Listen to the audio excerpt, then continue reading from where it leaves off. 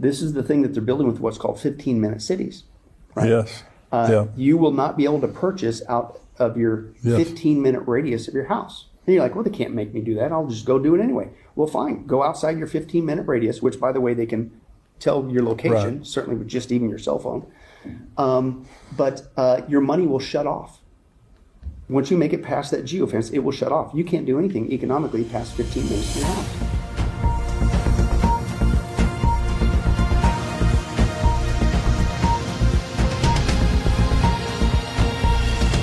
Welcome to the Tipping Point Show. I'm Jimmy Evans, and I have joining me again today Pastor Billy Crone. And we're going to be talking again today on this program about his book and his documentary, Klaus Schwab, the World Economic Forum, and the Coming Mark of the Beast. This is a fascinating topic that we're talking about today, and I want you to stay tuned. Before we go to that interview, let me just say we have our conference coming up on September the 16th at Fellowship Church. Grapevine, Texas is a part of the Metroplex here. It's 5 minutes from the DFW airport if you're flying in. We would love to have you join us at our conference this year. Pastor Billy Crone is going to be speaking there, as well as Pastor Ed Young, who is the pastor of Fellowship Church. Dr. Tony Evans, a Bible scholar and an end-time scholar, will be joining us this year. Dr. Mark Hitchcock, Rabbi Jonathan Kahn, myself will all be there, and it's going to be a tremendous day of learning about Bible prophecy, being encouraged in the Lord, learning about all the things that God is doing in these times with some very gifted speakers and pastors. And so we want you to be a part of that. Go to endtimes.com, sign up for this year's conference. We have reserved seating. So you can go on there, you can specifically reserve your seat or seats regarding how many, depending on how many people that you're bringing.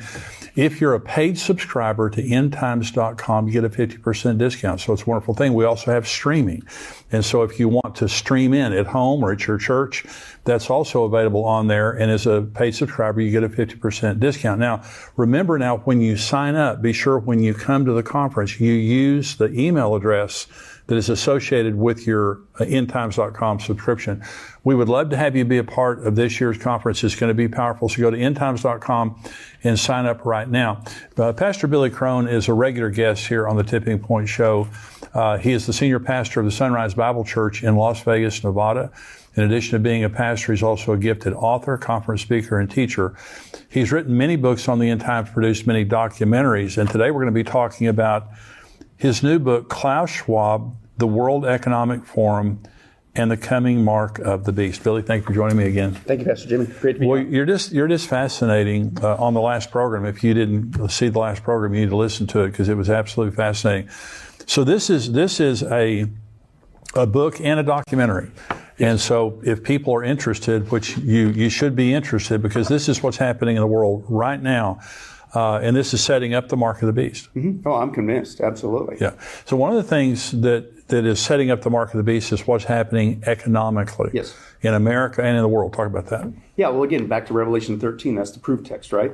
It's not a conspiracy theory, but God warned nearly 2,000 years ago there's going to come a time when two people, false prophet and the Antichrist, the beast, are going to take control of the planet, including economically, to where the point is where they would be able to control the buying and selling on the planet.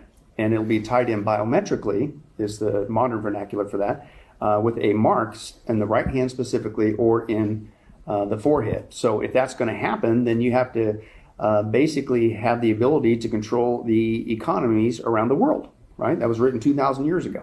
Well, guess what? That's been in place for a long time. Right. We already have a global bank. We already have a global lending institution, the International Monetary Fund. We already have a global, if you will, strong arm to punish people who don't obey these global economic rules and things of that nature. So the infrastructure has been there, and that punishers the World Trade Organization. Right. And so, but then, okay, well, then Revelation 13 says you're going to make buying and selling with basically your body parts. Well, obviously that to me would imply a cashless society, because what are you going to do? Take $20 to your right hand, or put it all on your forehead? And no. So obviously it's some sort of electronic marking system. That's common sense. And that's been in place for a long time, a cashless society. In fact, for the first time in history, we're now seeing whole countries go cashless. One of the far reaches, they're not the only one, but one of the farthest ones is Sweden. Sweden right now is 99% cashless. Right. And they just completely get rid of it. And then Sweden is already taking the next step. Then they're having microchip parties. So they're used to doing cashless. Yes. But they're already going to the next step, and they're big on the microchips, because now I could just wave my hand. I got used to doing it cashless in my hand with a chip and a card. I've been used to, forget that. I'll just use the chip in my phone. Now they're skipping it and doing the chip, and now I can do it with my hand. So it's like a frog in a pot. Warm this up to it. The Bible's the only book on the planet that tells us where it's headed. So, but then again, well, wait a second. So they have their version of that. So at some point, you're going to have to unify. They've already got the infrastructure. We're already seeing people line up all over the world, whole countries even, to go cashless. But how are you going to unify it? Well, that's what's being done as we speak. The Klaus Schwab and the gang, they're what they call the fourth industrial revolution that they're building, which really should be called the Fourth Reich. They also call it the Great Reset. And that reset, on the one side, is an economic reset. And admittedly, they want to tie all the world's planets, all the world's economies into a cashless society. They want to reset it, the Great Reset, and they will control it all for our supposed good. And that's what they're doing around the planet right now. In every major developed country, what they're pushing for now is a digital currency. Right. And not just a digital currency, but a digital currency that can be completely controlled, not just biometrically, but based on a person's compliance to these guys. Now, believe it or not, China has been a test bed for this for many years. It's called the social credit scoring system that they've had in place for years. And if you look at that, it's not just a digital economy over in China, cashless, but your behavior is monitored. It's the other half of this thing. You don't get to buy and sell if your behavior doesn't comply with the government. And this has been out there for years, and I think they're working out the bugs on it. And basically, in Asia right now, if you say anything bad about the government, you're in big trouble economically. You can't fly a plane, can't board a train, you can't get a loan. And it isn't just you got to listen and do what the government tells you to do. Or if you speak out against them, it's what you post on social media. It's who you hang out with, because they can see you through the CCTV camera system. And then even things like if you jaywalk, or if you let your dog go to the bathroom and you don't clean it up, you get punished economically. That's the power of going into a cashless society. This is true. This is what's happening in China right now. And I saw, Billy, in one article I read, if you went to the grocery store and bought water versus liquor, if you buy water, you get a plus. If you got a liquor, you get a minus. And everything you're saying, they're monitoring everything through the electronic digital currency. Yeah, exactly. Well, and here's another thing. This is what's creepy. You think that's bad enough? They will reward you over there if you turn in somebody that you saw doing something bad. Nazi Germany. That maybe they didn't. It's like, what? It's crazy. So you're going like, well, too bad for China. Well, guess what? This is what's going on that people need to realize. It's going all over the world, including here in the United States of America. It's called the CBDC. Of course, they don't call it the social credit scoring system, because people are starting to catch on to what's going on in China. But basically, Klaus Schwab, and it's also on tape that he admits that China is basically a role model, and he admits that they're the next world superpower. So I think they're working with China, and that they're basically the test bed. But they basically want to bring the China model to the whole world. The term that's out there, if you want to check it out, it's called techno-communism. Techno-communism. And basically what's going on in China, they want to bring to the planet, right? And you think, well, that'll never happen here. Well, it's already happening. Go back to what we talked about in our last interview. Who's Klaus Schwab's favorite disciple on tape? Mr. Biden, right? Biden was brought in to purposely destroy the American economy. And you're going like, well, why would he do that? Because what's Klaus's goal? He wants to reset the global economy. Well, if you're going to reset the global economy, make it cashless and control the whole thing, then you got to get rid of the current one. Well, who's the current reserve for the global economy? What does the world economy revolve around? The U.S. dollar. That's right. So if you're going to reset it, what do you got to do first? Get rid of the U.S. dollar. That's why Biden was brought in. That's why the very first thing he did when he got in office was what? The very first day, shut the pipelines off. He began to do things to purposely hurt our economy, destroy our economy, and he hasn't stopped yet. And this is a misnomer. I mean, I get it. The guy's, has trouble reading a cue card and he fumbles whatever. But people, they kind of like, oh, he's just making dumb decisions. No. He's not just making dumb decisions. He's making deliberate decisions to deliberately destroy our economy because he works for Schwab. And you've got to destroy the American economy before you can reset the global economy. Well, they're trying right now, Billy, on this deal to the debt limit ceiling and all that stuff. Mm-hmm. They're wanting to spend trillions more dollars even after COVID and after all the inflation that we have right now. They're wanting to continue to pump dollars in there, and any reasonable person just says like that you're destroying the economy. Right. Well, and guess what? They are. And here's what people need to realize. They're doing it on purpose. Because once you see who they're working for, Schwab, and once you see his end game plan, reset, it all makes sense. And that's why to use this, one guy shared an acronym with Biden's name. I think it's very descriptive of what he's really doing. People think, oh, he's just making a dumb decision. No. Biden apparently stands for, he says, bumbling imbecile destroying the entire nation. But see, really, that's what he's doing. And again, we talked about this a little bit last time. This isn't a Republican-Democrat issue. Right. I'm not here to say whatever, because if anything we learned with the last administration, it goes on both sides of the aisle. Absolutely. Drain the swamp. Absolutely. So I'm not here to just, you're just being anti-Democrat. No, I'm pro-truth of what's going on in the world. In fact, if you want to go even deeper, and we do in this documentary, Klaus Schwab has been training people, including Biden, for years. And he's planted them for the last 50 years in every major developed country in the world. That's why the world had such a uniform procedure when it comes to the COVID pandemic. That's why the world right now has the same procedure when it goes to a digital currency. Every major developed is doing it because they're working for Schwab. But my point is, we bring out, it's both sides of the aisle, Pastor Jimmy. Yeah. Democrats, are trainees of Schwab, but so are the Republicans. Absolutely. A lot of them. So I don't want people to get sidetracked. Oh, you're picking on Biden. No, you're missing the point. We need to deal with the facts. And the facts are, this guy's working for Schwab. But here's my point. So he's deliberately destroying the economy because you have to do that to reset it. But here's my point. What about this digital currency? Pastor Jimmy, he already signed, and I encourage people to check it out. An executive order is 14067.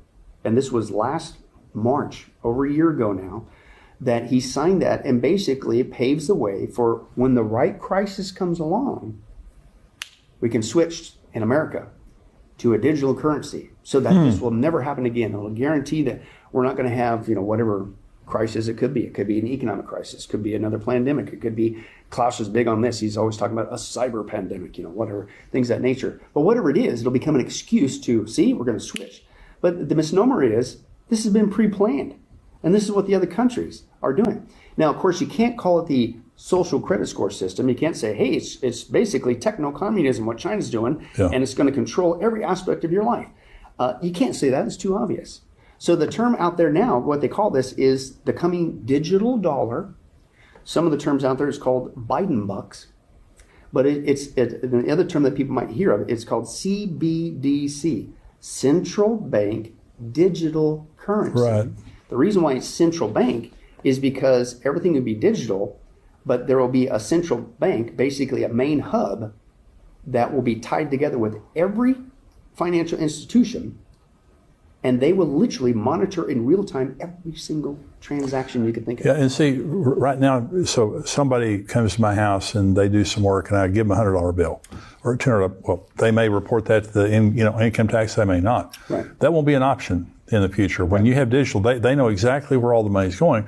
They know exactly what you're spending it on. And so, Billy, just imagine that you have all this money in digital currency, and you say, I want to give $2,000 to my church, or I want to give $2,000 to this pro-life group, because there is in the Justice Department of the United States right now, they have weaponized the FBI, they've weaponized the Justice Department to go after pro-life groups, to go after Christian groups and things like that.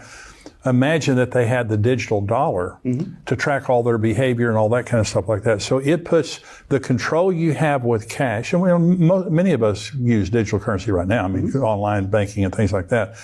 But when you introduce this central bank digital currency, you are giving control at a massive level that's never been there before. Oh, absolutely. I fully agree. And that's why we're trying to blow the whistle on this, because basically, not to, again, I don't believe I'm using hyperbole, but if we're still alive and still here and the rapture hasn't happened, and if they get this digital currency, even here in America, under Biden, into play, Pastor Jimmy, it's game over. Yeah. They will and people say, well, who cares about cash? I already use cash. I hardly ever use cash. And I'm one of those people. Yeah. It's very rare for me to use cash. It's not what we're talking about. When it's truly only digital cash as your only option, they'll control every aspect of your life. Let me give you an example. This is what comes with this new digital currency, the Biden bucks, whatever you want to call it. The China model is really all it is. They'll do everything that they're doing in China, but now it'll be here in the United States of America. For instance, you speak out against the government, anything that they don't like, any of their policies, the current administration, whatever, social media, cell phone, texting, whatever, because they monitor it all, you'll be punished. And they'll go like, we'll either freeze your money or, oh, we just took half your money. Don't do it again or we'll take it all. And they go, they can't do that. It's digital now. You can't stop it. Yeah. Right? And that's just one thing. Let's say you go to the store and you say, I'm going to buy what I want. No, you won't. Remember, what's one of Klaus's big things that people, they say, oh, he'll never do that. You will eat less meat. Right? Remember that? People go, oh, yeah, this is Texas. You ain't going to tell me I'm going to use steak, right? I'm going to eat cow. Right? Not if it goes digital. Yeah. Because they will control, and they already do it, they control all your purchases, and you're only going to be given a monthly allotment. And if you go there, even though there is a steak before you, the transaction will not go through because you already hit your monthly allotment. Oh, yeah. So they'll control your food purchases. They'll control your behavior online, out what they see in public, just like the China model and things of that nature. It gets worse than that. They will create what's called geofencing with your money. And this is all admitted. And geofencing is basically, you sit there like, well, okay, that store won't let me, but I'm going to go over here and, whatever, or try to get this or buy it, or I'll go visit somebody. This is the thing that they're building with what's called 15-minute cities. Right? Yes. You will not be able to purchase out of your 15-minute radius of your house. And you're like, well, they can't make me do that. I'll just go do it anyway. Well, fine. Go outside your 15-minute radius, which, by the way, they can tell your location, right, certainly with just even your cell phone. But your money will shut off. Once you make it past that geofence, it will shut off. You can't do anything economically past 15 minutes of your house. If you're watching on YouTube, and I hope you're a subscriber here on YouTube, also become a subscriber to endtimes.com. You get to see all the full podcast, my full podcast, Tipping Point, every week. Dr. Mark Hitchcock has a podcast that comes out every Thursday, Marking the Times. We have articles, information that come out all week long. We want you to be a part of that. $7 a month, $77 a year. You get all this valuable information. We want you to do that. I want to thank you for joining me today. We'll see you next time right here with Billy Crone on Tipping Point. God bless you. It is estimated that there are more than 27 million victims of human trafficking today all around the world. On today's episode, I get the opportunity to speak with Jakub Williams. After witnessing the horrors of trafficking through his younger sister, who is now a survivor, Jakub now fights human trafficking all around the world. Stay tuned to hear some signs to look for, as well as some steps to take to protect your family from human trafficking. I'm Jimmy Evans. Welcome to the Tipping Point Show. I'm very excited to have a special guest with me today. Jakub Williams is a native of South Africa and an American citizen. Fighting sex trafficking is personal to Jakub. After witnessing the horrors of trafficking through his younger sister, who is now a survivor, Jakub turned abolitionist in 2001. He's a well-recognized speaker on human trafficking, and this is a program now that every parent needs to listen to. Every pastor needs to hear this program today, because this is something that is so pervasive in our culture, and he has so much experience in dealing with this on a very practical level. Jakub, great to have you with me. Jimmy, so glad to be here. It's an honor. Well, I got some of your videos. Some people sent me some of your videos, and you talk about abolishing human trafficking. Yes. And of course, you got into it because of your sister. Tell that story. Yeah, when I was 1994, I was an 18-year-old senior in high school. Sister is 6 years younger. Brother is 5 years younger. So I was older. And, as the enemy would attack a young boy that was raised without a father, I had a belief system that I was that, which is not accurate. Right. And that's a mantle I picked up. And in that moment when Ilonka was trafficked, she was actually trafficked through the music industry. Wow.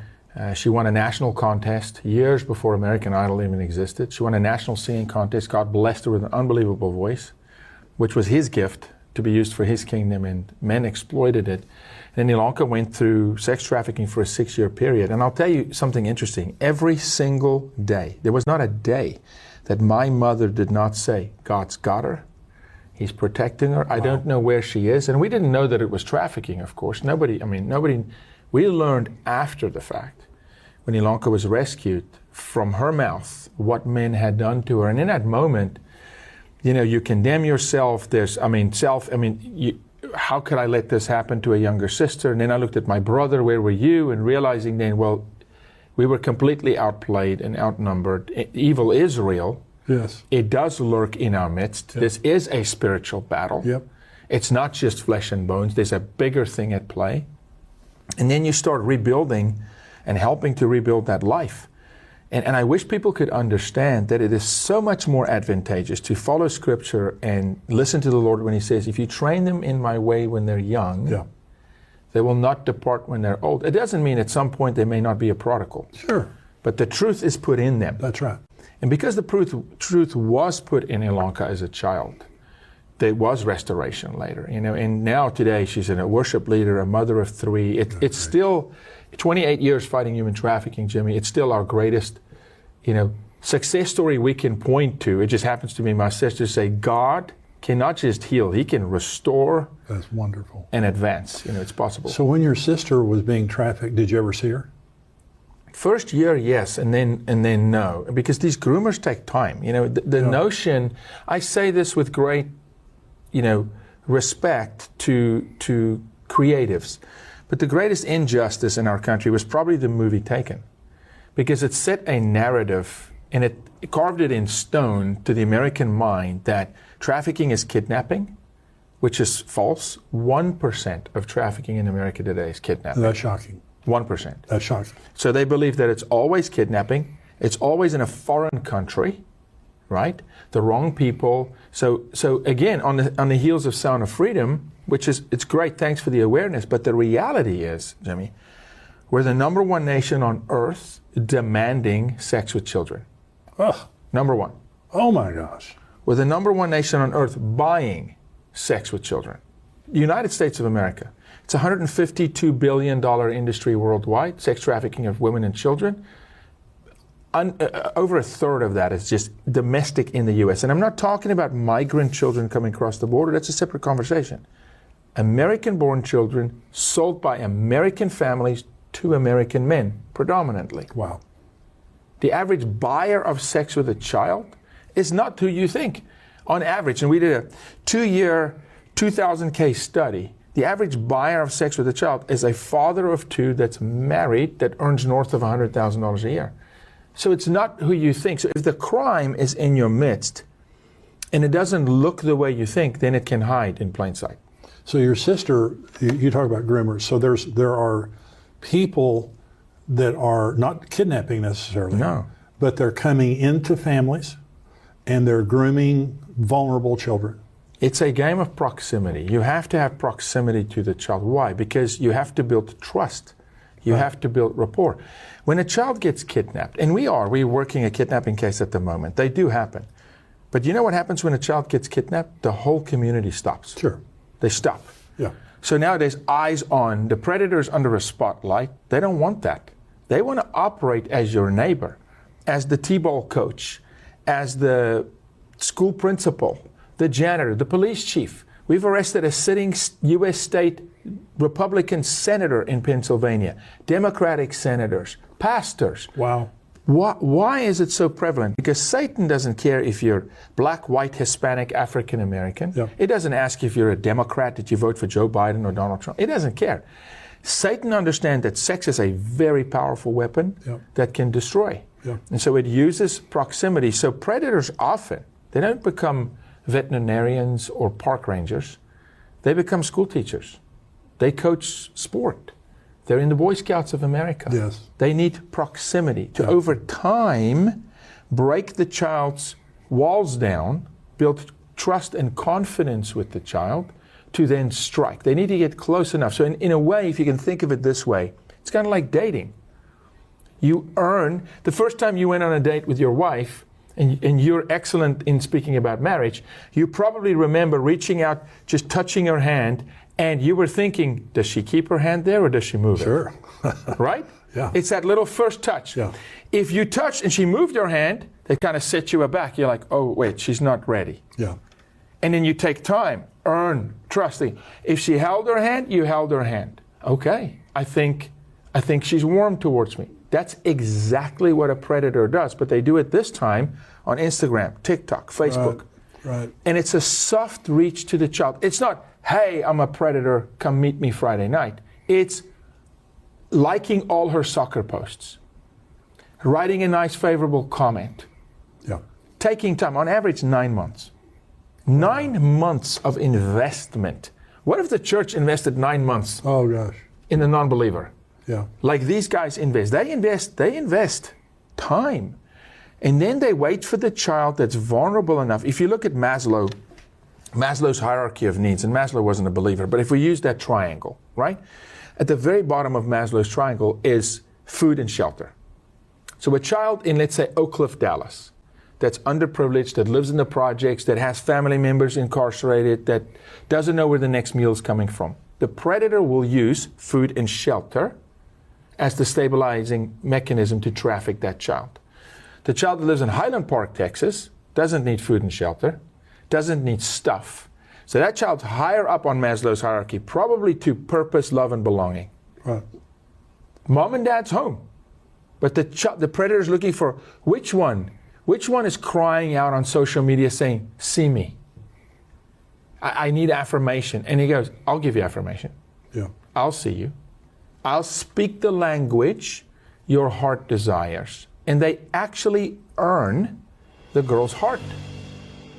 We're going to be right back with the Tipping Point Show. Let me tell you, I've got a new book out called End Times Answers, 100 Real Questions from Real People.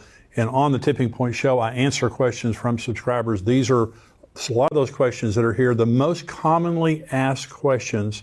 And so if you're wanting to know about the Antichrist, the rapture, who goes in the rapture, all those things like that, it's in here. And so get this new book, End Times Answers. You can go on endtimes.com or amazon.com. This will be released now on September 12th, so you can pre-order the book right now and be the first people to get it. I also want to tell you about our conferences coming up September 16th, just about 4 weeks from now, that we're going to be having Rabbi Jonathan Cahn, Dr. Tony Evans, Dr. Mark Hitchcock, Billy Crone, Pastor Ed Young, and myself. We're going to be there teaching about the end times. It's going to be a special day, and Rabbi Jonathan Cahn is going to have a special celebration of Rosh Hashanah. This is during Rosh Hashanah, the conference is, and he's going to be blowing the ram's horn, the shofar, and he's going to be doing a special service. It's going to be a very special time.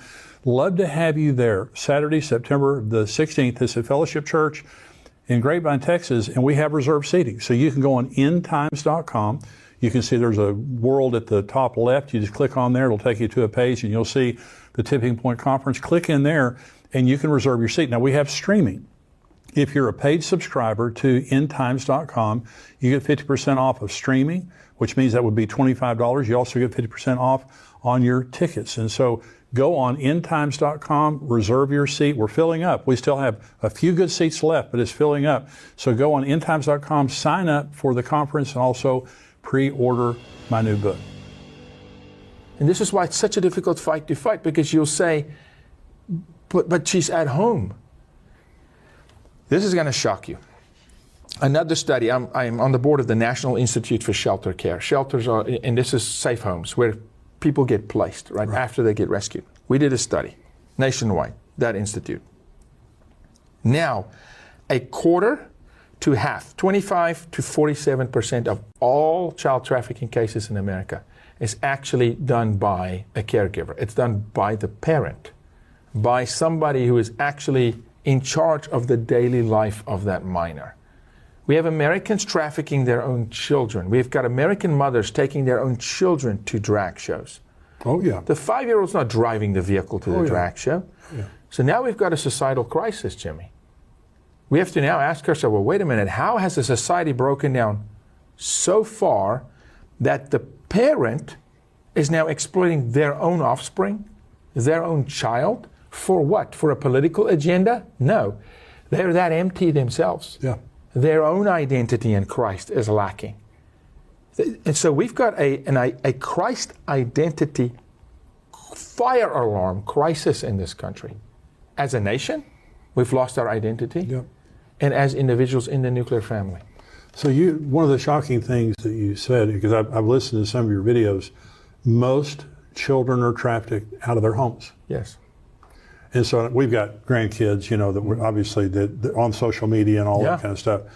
And so a parent that's unaware, okay, so a parent that is involved, now how much of it is money motivated? Like parents, trafficking their children, is there a lot of money in it for the parent? Yeah, no, there's tremendous. If we talk just for a second, I want to come back to your question. We're just going to give people a perspective of how vast this really is. When we say 52 billion with a B, dollars is paid, someone's paying this, right? It's tax-free. So in the corporate world, if we talk about EBITDA, people that don't know that, that's net gains, right? Right. That's a $200 billion enterprise. That dwarfs Nike. It dwarfs Coca-Cola. It dwarfs Adidas, Reebok. Wow. It dwarfs NFL teams, the whole NFL league. You're talking about more revenue generated than any NFL team, than Nike, and that revenue is generated on doing what? Selling children for sex in America. It is shocking. Why do we not have committee hearings all up and down Congress? Yeah. Why is there not an absolute pull the ripcord fire alarm for our culture is imploding? Can we not remember Sodom and Gomorrah? Yeah. Yeah. Do we not know that the Romans fell because of sexual immorality? That's right. Do we not know that God, not Yaku or Jimmy, God says sexual immorality is an abomination? That's right.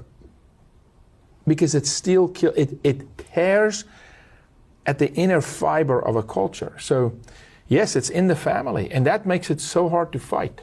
Well, Jesus in Luke 17, he said that when he came, that it would be like the days of Noah and like the days of Lot. And sexual immorality was the common thread. Yes. That they had violence, which we have, but it was the sexual immorality. And in the case of Lot, it was so bad that when the angels came to take Lot and his family out, the men of that community tried to rape him. And so, it was so depraved. Well, we see that today. Yeah. There was a show I know you're familiar with on TV, to Catch a Predator, that deal, and I think it was Chris Hansen was the host of that show. And they went all over, and they had pastors, they had judges, they had teachers, they had all these guys that were buying sex with children. And his comment was, we can do that in any community in the United States of America. 100%. Any community. There's not a zip code in the United States, not one. I use Highland Park as an example because we've got former presidents live there. 13 rescues in Highland Park. There's not a community where you go, my community is immune, my school is immune, my church is immune. It's not. Why? It's the only internal drug on earth. Think about what I'm saying. Cocaine is external. A man is depressed and he goes and drinks alcohol. His problem is depression. Yeah. Depression is not even the problem. It's identity, lack, purpose, hurt, shame. If I remove him from alcohol, right, he's going to sober up. He's going to be clear of thought. But sex is internal. Right. Sex is not external. You can never separate the person from the drug. We are sexual beings. God created sex as a powerful force to bond a husband and wife, Right. to procreate, to expand the kingdom of God. When Satan rips at that, when you have an 8-year-old, on average today, Jimmy, the average age of exposure to pornography today are boys age 8. Yeah, that's amazing. Now, when you completely contort God's design of love, intimacy, purpose, the transaction, right? When you blow it up in one video, right? Because porn today for an 8-year-old is not a magazine and a woman without her top. It's gang rape. Yeah. He's shattered. Yeah. We have 12-year-old porn addicts. We've got children forcing themselves on other children. Yes. Absolutely. In our culture. Yeah. And you should see when I stand in a room across this nation how people still look at me like they're dumbfounded, like that couldn't be true. And so because it's so embedded in the family, and it's not kidnapping, right? It thrives because it plays towards the flesh. Yeah. And now you start seeing people in leadership, some pastors, and I love pastors, but preaching around certain scripture because maybe they themselves are struggling with pornography. Or they know that 40% of the men in the church are struggling with it, and they're afraid of, what do I do with my congregation when 40% of these men say, I'm watching porn? That's a lot of marital counseling. That's a lot of... Do it, Pastor. That's right. That's exactly right. They are in desperate need of a Savior. The guy that pulled up to pick him up is known to be the #1 human trafficker in Texas. The vehicle he pulled up to get this kid was stolen an hour prior. Goodness. This kid, the 16-year-old, is a recruiter under the hands of the largest human trafficker in Texas, and he's recruiting in youth group. He was in youth group.